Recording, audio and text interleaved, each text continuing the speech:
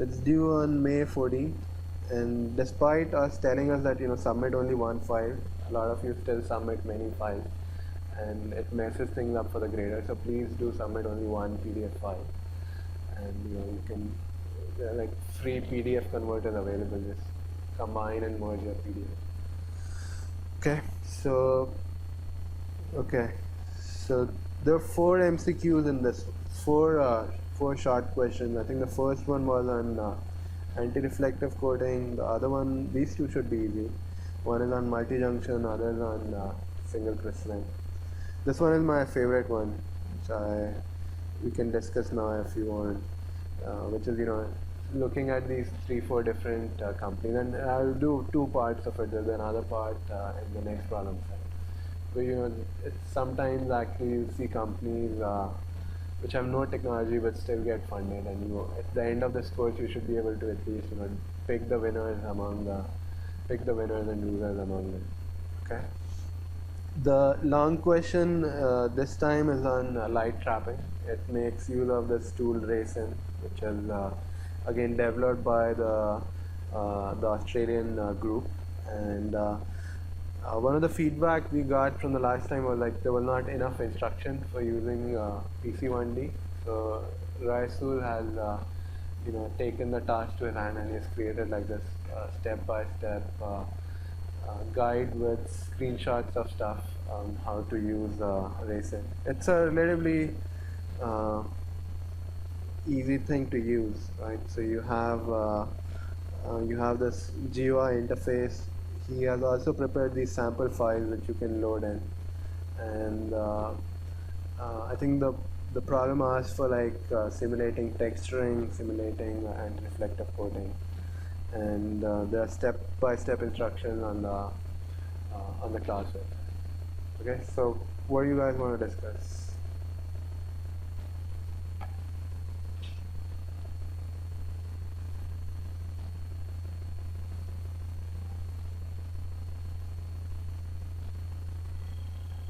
Did somebody try this one out, the anti-reflective one?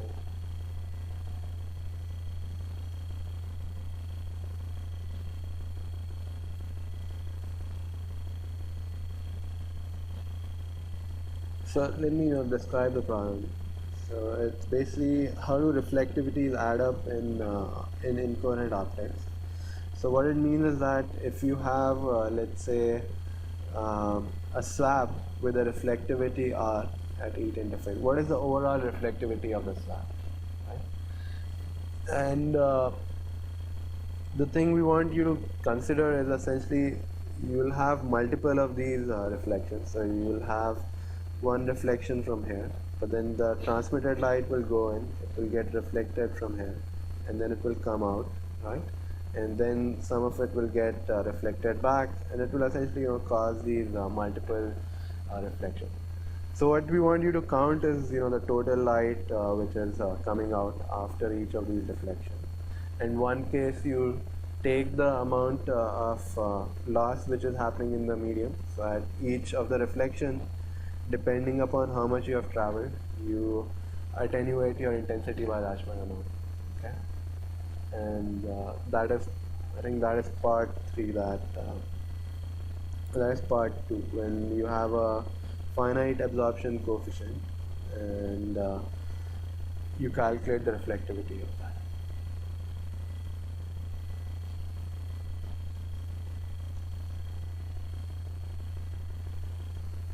Any other questions? How many of you have looked at it yet? Do you find any question? Question 4. This one. Okay, so this one is actually is something I'll do in this other one too. Is that basically you look at different. I've given like you videos of things which companies put out, marketing videos, and they tell usually all the good things about the technology, right? They never I've never seen a marketing video from a startup saying these are the pitfalls in our technology, right? So it's for you to judge that. So I've given like 3 examples. We can discuss a few of them here. So one is from this company, and sometimes you even wonder, how did they even get venture funding, right? Like any technical person who would have analyzed it could have. And sometimes it's a good technology, but that technology, I mean, sometimes at least from first principle it's possible, but there are other challenges. So let's look at few of these videos. Okay, so this one, it's completely hysterical. Let's look at these two, okay, and then we can discuss. So this is a company called V3 Solar. Okay, we were discussing this earlier in the class, but okay, let's see the video and then we can discuss. Solars.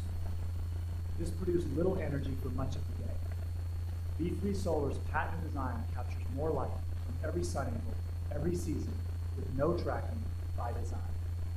When the sun shines, flat panels are always in an on state, like a water wheel that never dumps its buckets, only the spillover of electrons is harvested. With V3 Solar, the PV efficiently releases electrons as it rotates past each specialized lens. This strobe effect produces a much higher output of electrons than flat panels. The efficiency of PV decreases as heat rises.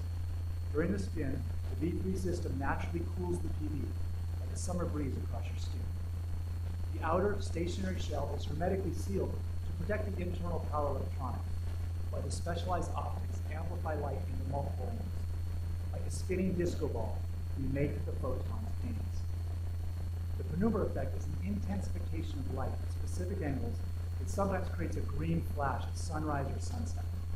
Since it only happens for about 2 brief moments each day, this fact seems insignificant to the solar market. With V3, as hundreds of triangular panels spin past the specialized optics, the intensified light from thousands of simulated sunrise and sunsets is captured with every rotation by design. This stimulates an avalanche of electrons within the PV, producing significantly more DC than flat static panels. This electricity is then conditioned by the power electronics and transferred to the electromagnets in the phase swing. As these spin past the electromagnets in the stator ring, AC power is produced, like a standard generator. V3 Solar is the perfect invention, cutting edge with no bleeding edge. Though clearly revolutionary, there's little to no technology risk. Standard PV, power electronics, and electromagnets. Everything is proven, and every component has at least 30 years of large-scale commercial application. You simply put a new spin on solar to bring more light to the world. Okay, so let's take a quick, what do you guys think? Put some pros first.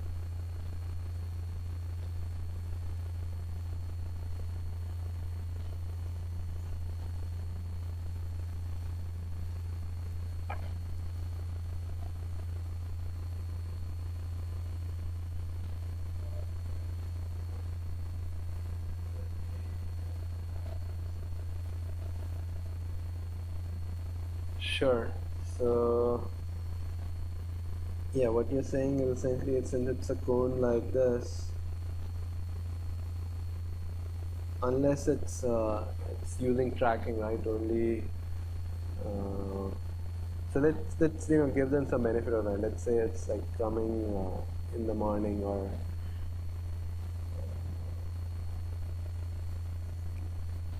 well, unless you place it on tracking, yes, it's right that if you don't use tracking, only like the part which is rotating, which is facing the sun, will see the sun. Okay. What else? They haven't really never mentioned the efficiency of the individual cells that they are has, and they will be rotating this whole thing. Yeah. So we don't know how much energy is required to rotate this thing. This must be quite much. So unless the individual cells are like 60-70% efficient, I think a lot of energy is wasted to rotate. Well, yes, but you can have some advantage, right? That video was saying that you can generate AC directly if you have a rotation, right? Let's say it's rotating exactly at 50 hertz, and you connect like a magnet below it, which converts directly AC light, right? Well, why not? In principle, yes, but would it be as efficient as using a microinverter? I don't know. The other thing which which people who have semiconductor background maybe can answer that. He was saying that if you rotate these panels, you can cause avalanche effect. Right? Avalanche is when you have this p-n junction and you basically generate. You have such a large slope over here. You have such a large electric field over here that instead of this one electron, it generates another electron and hole pair. It gains enough energy to generate that electron and hole. Can this be done using rotation? Like it's purely switching on and off electric field really.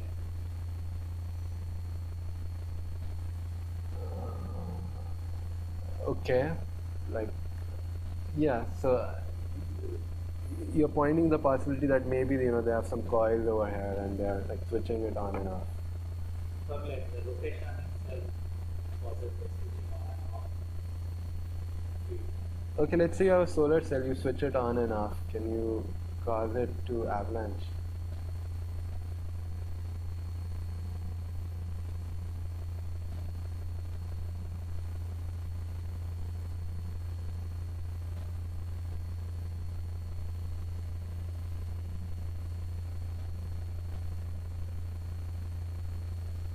Okay, any other thing? And think about it. You have people who have at least have some knowledge of semiconductor. Think about it. Can you actually cause avalanche? Like examine their claim, right? Like this their claim and examine each other.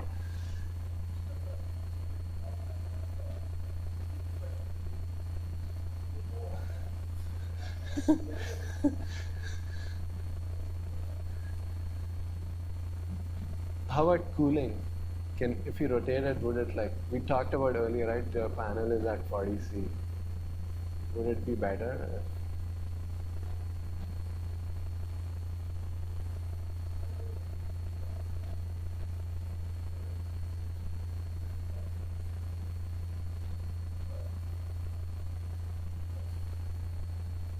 Okay, think about like this. You have this panel enclosed under the glass. If you rotate the cells below it, would it be any cooler?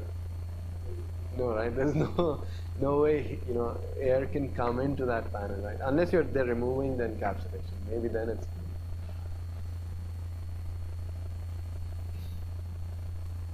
Okay, so now let's watch another video, which is on this company, which was I think this came out of Boston College, and they use this concept where you have these. We talked about that you thermalize all the electrons which have energy greater than the band gap. So or the photons which have energy greater than the band gap. They produce the electron and hole pair, but this electron and hole pair it's thermalized very easily, right? So what if we can collect this, right? So let's look at this other video which talks about, and they later formed this company which could do that. So let's take a look at that.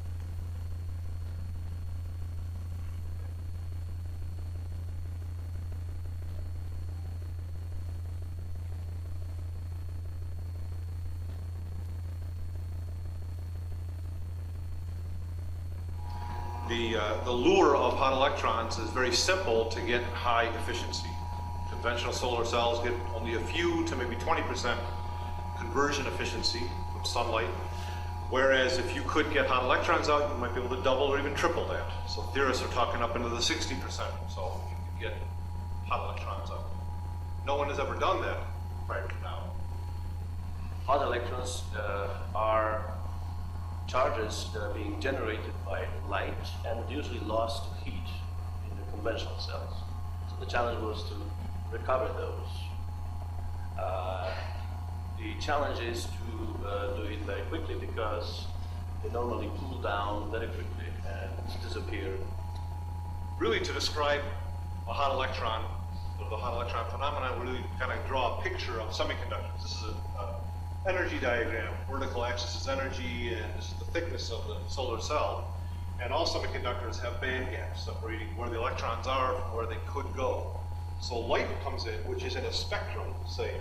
Red light comes in, shoots an electron up to here. Green light comes in, is higher energy. It can shoot it up higher. Blue light, which is even higher energy. That's why you have Blu-ray DVDs. shoots it up to higher energy. All the energy above that conduction band edge is lost energy. So these are all hot. This is hottest, medium, intermediate hot. They all have to cool down before they get out. What everybody would love to do is get these electrons out before they cool down. And you can see where energy is involved because this is a voltage that you get in your solar cell. And all of these red, green, blue come out at this voltage. If you could get them out at some other voltage, you can imagine doubling or even tripling your voltage, tripling your efficiency.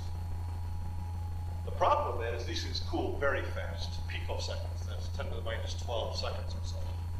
And therefore, in conventional solar cells, which are relatively thick, even the so-called thin film ones are hundreds of nanometers thick, those things cool off way before they get to the edge of the sample to get out and be extracted as current. So what we thought is one way to see if indeed you could even ever see a hot electron is to make these things very thin. So we've made solar cells as much as 100 times thinner than conventional thin film solar cells, just a few nanometers thick. And in doing so, we found we can get some fraction of the hot electrons out before they cool. A useful way to see our challenge is to use the following analogy. Imagine that you want to heat up water in a swimming pool by throwing in a stone, hot stone. It is impossible because there's too much water here. On the other hand, you throw the same stone into a cup of water, you can boil it easily. This is analogous to what we have achieved in ultra-thin solar cells. So they later formed a company out of it. So what do you guys think?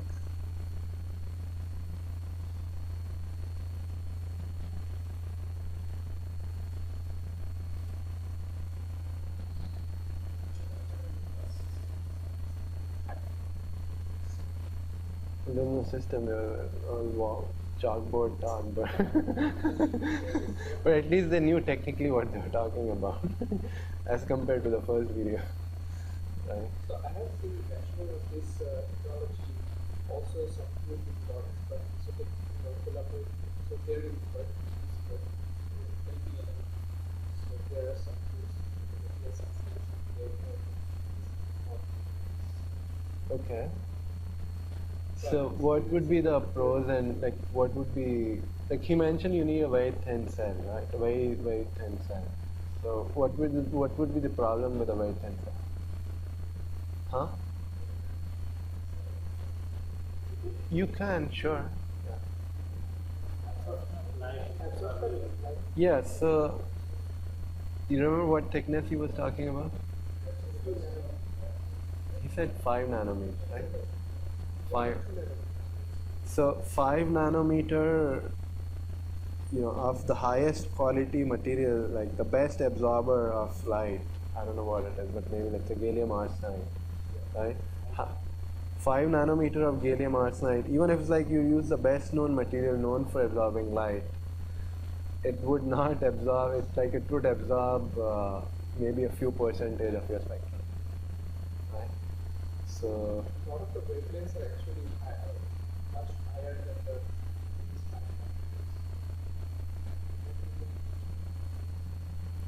yeah, but let's say just the hard part, right? Just let's say the blue light, which has low absorption length. Even for that, you'll only absorb like very small amount of it. Remember we talked about absorption coefficient and how it's it was in hundreds of nanometers, microns for the red light, right? So how much it will get absorbed in 5 nanometers? Very less, right? So any other issue? We've discussed a few other issues which become excavated at smaller lengths.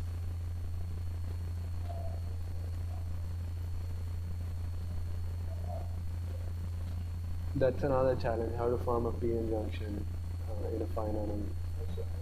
How to form selective contact. Maybe they don't form p-n junction. Sure, you can't like form p-n junction in a 5 nanometer. Yeah.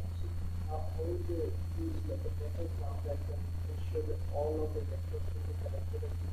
So it seems like different electrons will be connected with potential, but then that means that you have to have metal contacts for different. No. So semiconductor metal, I mean, if it's a metal contact, you can like collect the thing up. You'll thermalize it in the metal. No, you can still, you can, if you have higher energy than that thermionic barrier, you can collect electron at higher energy. No, it depends upon the VOC of the thing. Depending on the load voltage you're connecting it to.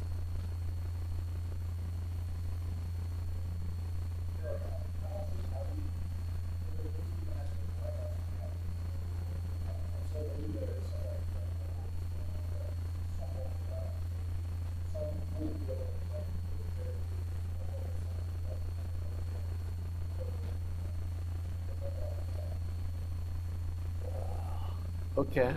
Yeah, so you're saying contact is going to be challenging. Think about it a little more. You can, in principle, do it with metal. Maybe you need more contacts. But at least from first principle, it's possible to essentially connect a load which has a higher voltage. Yeah.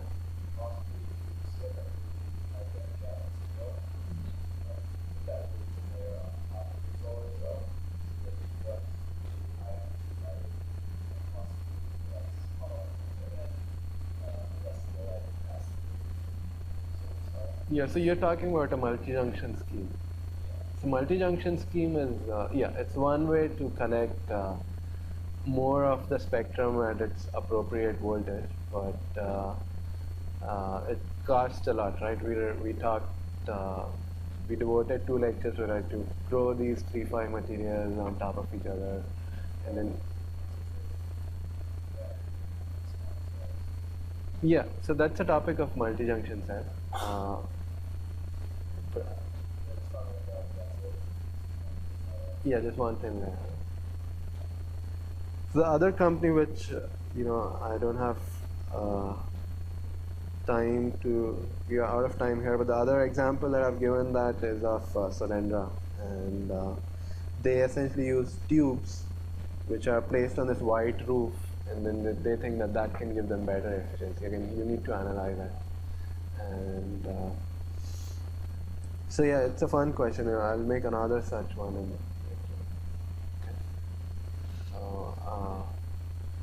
And if you guys have still not connected your solar cell, you can do that just right now after the class, or you can go to the lab and you can